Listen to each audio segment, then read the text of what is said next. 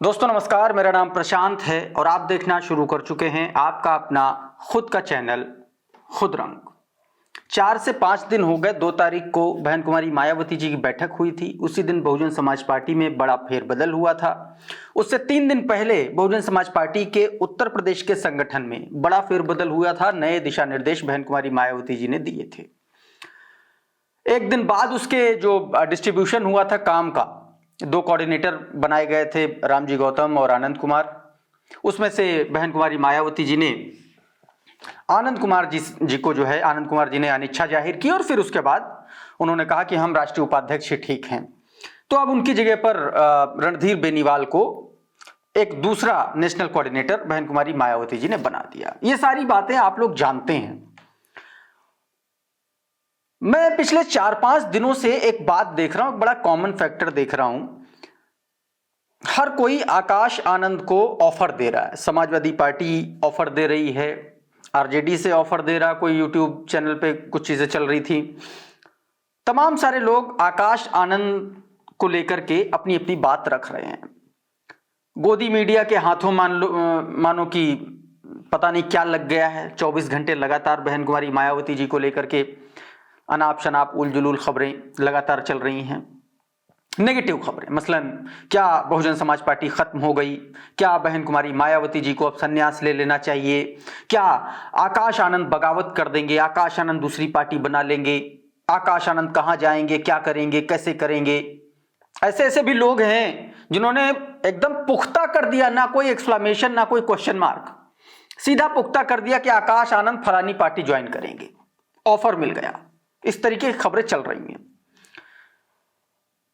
Basically मैं ये कहना चाह रहा हूं कि बहन कुमारी मायावती जी को लेकर के जितना भी नेगेटिव दिखाया जा सकता था, बहुजन समाज पार्टी का जितना भी नेगेटिव एस्पेक्ट दिखाया जा सकता था, उतना गोदी मीडिया ने भरसक कोशिश की दिखाने की। बहुत सारी ऐसी खबरें पटी पड़ी हैं, उस पर बताने की कोई जरूरत नहीं है आपको, आप लोग जानते हैं। मैं आज जो बात करने वाला हूं वो बहन कुमारी मायावती जी के उस स्मार्ट मूव के बारे में बात करने वाला हूं जिसकी चर्चा अभी तक किसी ने की ही नहीं। बहन कुमारी मायावती जी ने कैसे 2 मार्च 2025 को किस तरीके से बहन जी ने 2027 का पूरा नैरेटिव अपने इर्द गिर्द सेट कर लिया है। यह बात बहुत सारे राजनीतिक विश्लेषकों को पता भी है और कुछ लोग कह भी रहे हैं, लेकिन उनकी बात कहीं ना कहीं दब जा रही, क्योंकि उस इंटेंसिटी के साथ वो उठ नहीं रही है। मुझे लगा उस पर बात करना चाहिए कि जो स्मार्ट मूव है बहन जी का, उस पर तो कोई ध्यान ही नहीं दे रहा। उस पर क्या उसका इंपैक्ट होगा 2027 में, आज के इस वीडियो में उसकी पूरी पड़ताल करेंगे। बहन कुमारी मायावती जी ने कैसे अपने एक दांव से ना सिर्फ उत्तर प्रदेश की तमाम पार्टियों को, बल्कि देश की तमाम बड़ी पार्टियों को अपने एक दांव से उनके पूरे के पूरे नैरेटिव को ध्वस्त कर दिया।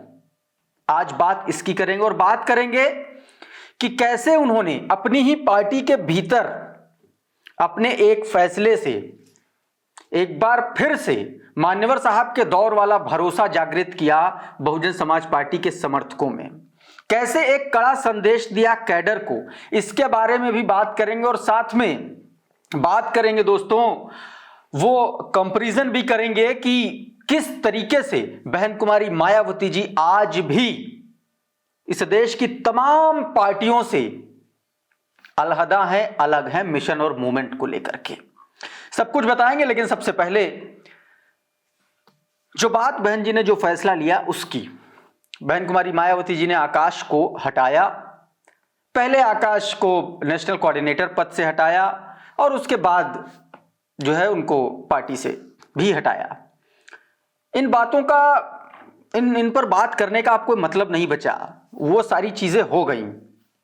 अब सवाल यह है कि यह हुआ क्यों। तमाम सारे लोग कह रहे हैं कि ये गुटबाजी को शांत करने के लिए किया, तमाम सारे लोग कह रहे हैं कि आकाश आनंद रिजल्ट नहीं दे रहे थे, तमाम सारे लोग कह रहे थे कि आकाश आनंद की ग्राउंड पर एक्सेप्टेंस नहीं है। बहुजन समाज पार्टी के बहुत सारे लोग कह रहे हैं, मैंने फोनो इंटरव्यू किया था जयप्रकाश सिंह का, उसमें जयप्रकाश सिंह लगातार कह रहे थे कि आकाश आनंद को तमाम सारे मौके दिए गए, तमाम सारे चुनाव लड़े गए आकाश आनंद की लीडरशिप में, और आकाश आनंद वो रिजल्ट नहीं दे पाए। लगातार बसपा का जो ग्राफ है वो नीचे गिरता गया, और वो दिखता भी है कि बसपा का ग्राफ नीचे गिरा। लेकिन सवाल यह है कि आकाश आनंद को क्या लीडरशिप वाकई में कभी दी गई? क्या आकाश आनंद को कभी वाकई में फ्री हैंड मिला क्या? और अगर बहन जी की तरफ से फ्री हैंड मिला भी, तो क्या उस फ्री हैंड को जो उनके सबॉर्डिनेट थे, जो पहले से पुराने जो कार्यकर्ता थे, क्या उनका साथ आकाश आनंद को मिला क्या? इस तरीके के भी तमाम सवाल हैं। तो इस तरीके के सवाल उठ रहे, लेकिन उन सब के बीच बहन जी का जो स्मार्ट मूव है, बात आज उसी की करेंगे दोस्तों। सबसे पहला जो मूव है वो बहन जी ने लिया है 2027, आने वाला जो 2027 का विधानसभा चुनाव है उसके मद्देनजर बहन जी ने, मतलब आप ये समझ लीजिए कि 2 साल पहले एक बड़ा ट्रंप कार्ड खेला, एक बड़ा मास्टर स्ट्रोक चला है। मास्टर स्ट्रोक इस बात का कि जिस दौर में तमाम सारी पार्टियां, तमाम सारे दल, इस देश का कोई भी ऐसा दल नहीं है जो भाई और भतीजावाद से अछूता रहा हो। इस देश में एकमात्र ऐसी पार्टी है बहुजन समाज पार्टी, जिसने एक एग्जाम्पल सेट किया, जिसने एक उदाहरण सेट किया। और यह अभी से नहीं, यह मान्यवर साहब के टाइम से चला आ रहा है। अगर कांशीराम साहब चाहते तो अपने परिवार को, भरा पूरा परिवार था, सक्षम लोग थे, किसी को भी बना सकते थे, नहीं बनाया, बहन जी को बनाया। बहन जी ने आकाश को बनाया जरूर, लेकिन उनको वो गलती समझ में आ गई, या यूं कहें कि चुनाव से पहले बहन कुमारी मायावती जी वो जोखिम उठाना नहीं चाहती थी पार्टी और संगठन के भीतर, पहली चीज। और दूसरा, एक नैरेटिव सेट करना चाह रही थी, एक एग्जाम्पल सेट करना चाह रही हैं तमाम सारी और पार्टियों के सामने कि ये देखिए हम यहां पर स्टैंड करते हैं, हमने अपने भतीजे को पार्टी से बाहर कर दिया, लेकिन ये देखिए मुलायम सिंह जी ने अपने बेटे को मुख्यमंत्री बना दिया। शिवसेना, बाला साहब ठाकरे के बाद उद्धव ठाकरे ही होंगे, उद्धव ठाकरे के बाद आदित्य ठाकरे ही होंगे। आरजेडी, लालू प्रसाद यादव के बाद तेजस्वी यादव होंगे, तेज प्रताप यादव होंगे। कोई ऐसी पार्टी नहीं है असदुद्दीन ओवैसी की, AIMIM पार्टी से लेकर के समाजवादी पार्टी, RLD, RJD, कोई भी पार्टी उठा लीजिए, RLD देख लीजिए RLD को, अजीत सिंह, अब उनके बेटे, और उससे पहले उनके पिताजी। तो ये एक जो डायनेस्टी पॉलिटिक्स चली आ रही थी, उस पर बहन कुमारी मायावती जी ने बहुत जबरदस्त का प्रहार किया है। और ये बहुजन समाज पार्टी 2027 के विधानसभा के चुनाव में एक पूरा का पूरा नैरेटिव बना करके चलेगी, और इसका फायदा आप यकीन मानिए कि बहुत मिलने वाला है, पहला। दूसरा, बहन कुमारी मायावती जी को यह पता है कि उत्तर प्रदेश की भारतीय जनता पार्टी की सरकार लगातार पिछले 10 साल से, यानी कि जब चुनाव हो रहे होंगे 27 के, उस वक्त 10 साल पूरे हो चुके होंगे, लगातार 10 साल से भारतीय जनता पार्टी की सरकार सत्ता में है। और उस वक्त भाजपा के खिलाफ एंटी इनकम्बेंसी का माहौल, एक ग्राउंड पर जो रियलिस्टिक होंगी चीजें, वो तो होगा ही, साथ में एक नैरेटिव वो पार्टियां भी, वो दल भी बना रहे होंगे, जैसे समाजवादी पार्टी, कांग्रेस पार्टी, तमाम सारी, चंद्रशेखर, तमाम सारी वो पार्टियां बना रही होंगी कि एक एंटी इनकम्बेंसी का नैरेटिव वो भी बन रहा होगा। और इन सब का फायदा बहन कुमारी मायावती जी को मिलेगा। एक तो एंटी इनकम्बेंसी का फायदा, दूसरा डायनेस्टी पॉलिटिक्स से इतर अलग खड़े हुए दिखेगी बहुजन समाज पार्टी, उसमें वो दिखेंगी बहन कुमारी मायावती जी। ये देखिए, बहुजन समाज के लिए, इस देश के दलित, शोषित, वंचित वर्ग के लिए सिर्फ और सिर्फ बहुजन समाज पार्टी ही है जो किसी को भी फर्श से अर्श तक पहुंचा देती है।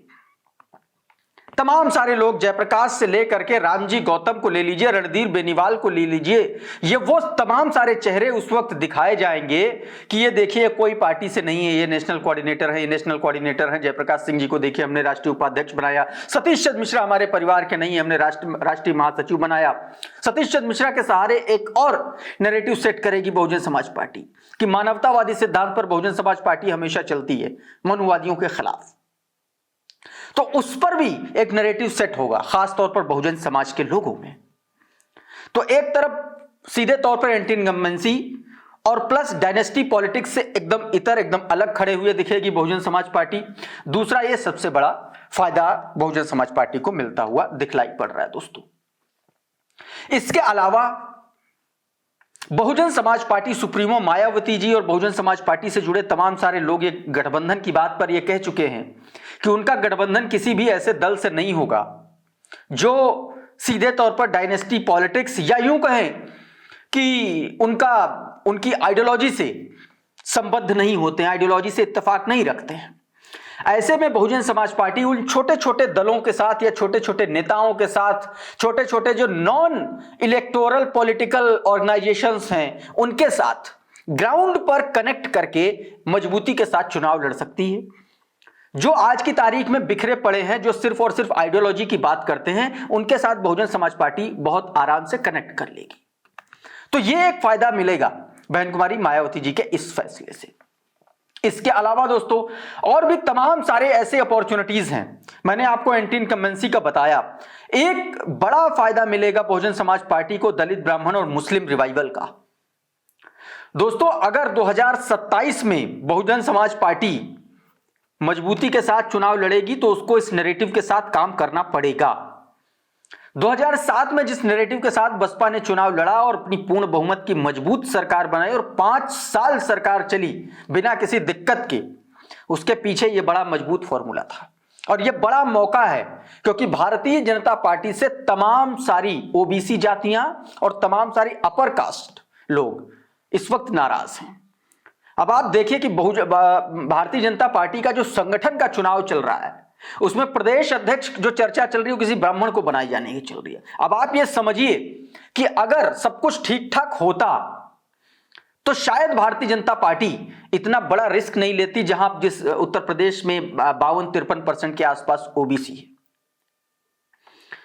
इसका मतलब सीधा सा है कि भारतीय जनता पार्टी से एक बहुत बड़ा वोटर वर्ग जो है वो छिटकने जा रहा है। उसका फायदा बहुजन समाज पार्टी को मिल सकता है और इसीलिए बहुजन समाज पार्टी बहुजन सर्वजन हिताय सर्वजन सुखाय की बात एक बार फिर से करने लगी है। न्यू अलायंसेस की बात मैंने की, सीधे तौर पर उसका फायदा बहुजन समाज पार्टी को मिल सकता है।